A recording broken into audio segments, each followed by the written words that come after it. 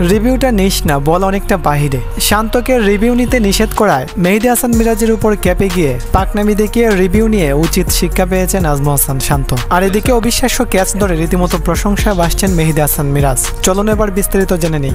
দ্বিতীয় টেস্ট ম্যাচের তৃতীয় দিনের সকালের সেশনটা বাংলাদেশের ৭৮ ওভারে ২ উইকেটে ২৯০ রান নিয়ে দ্বিতীয় দিনের খেলা শেষ করেছিল শ্রীলঙ্কা। আর তৃতীয় দিনে সকালের সেশনে ২৫ ওভারে ৪ উইকেট হারিয়ে ১১১ রান যোগ করেছিল স্বাগতিকরা। সকালের সেশনে ৩ উইকেট নিয়েছে বাংলাদেশের স্পিনাররা, তাইজুল ইসলাম ২টি, নাইম ১টি এবং পেসার নাহিদ রানা পেয়েছিলেন ১টি উইকেট। ১০৩ ওভারে ৪০১ রান করে ৬ উইকেট হারিয়ে ১৫৪ রানের লিড নিয়েছে শ্রীলঙ্কা। ৮৩তম ওভারে তাইজুল ইসলামের দ্বিতীয় বলে বেকুবের মতো এক কাণ্ড ঘটিয়ে বসেছিলেন অধিনায়ক নাজমুল হোসেন শান্ত। তাইজুল ইসলামের দ্বিতীয় বলটি শ্রীলঙ্কান ব্যাটসম্যান প্রভাতের পায়ে লাগে আর সাথে সাথে এলবিডব্লিউর জন্য আবেদন করেন সবাই, কিন্তু আম্পায়ার তাতে কোনো সাড়া দেননি। আর তাতেই রিভিউ নিতে চলেছিলেন নাজমুল হোসেন শান্ত। ঠিক তখনই মেহেদী হাসান মিরাজ শান্তর কাছে দৌড়ে এসে রিভিউ না নেওয়ার জন্য নিষেধ করছিলেন, কিন্তু শান্ত ওই সময় মেহেদী হাসান মিরাজের কথা কিছুতেই শুনেননি। উল্টো রিভিউ নিতে নিষেধ করায় মেহেদী হাসান মিরাজের উপর রেগে গিয়ে পাকনামি দেখিয়ে রিভিউ নেন শান্ত। এরপর রিভিউ দেখে বোঝা যায় বলটি পায়ে লেগেছে ঠিকই, কিন্তু বলটি উইকেট হিটিং লাইনের বাইরে ছিল।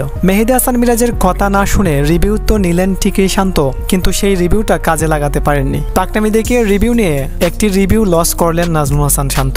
এর কিছুক্ষণ পরেই মেহেদী হাসান মিরাজ অবিশ্বাস্য এক ক্যাচ ধরে শান্তকে জবাবটা ঠিক ভালোভাবেই দিয়েছিলেন মেহেদী হাসান মিরাজ। এই দুর্দান্ত ক্যাচ ধরে ধারাভাষ্যকর সহ সকলের প্রশংসায় ভাসছেন মেহেদী হাসান মিরাজ। কেমন ছিল মেহেদী হাসান মিরাজের ক্যাচটি কমেন্টে জানিয়ে যাবেন।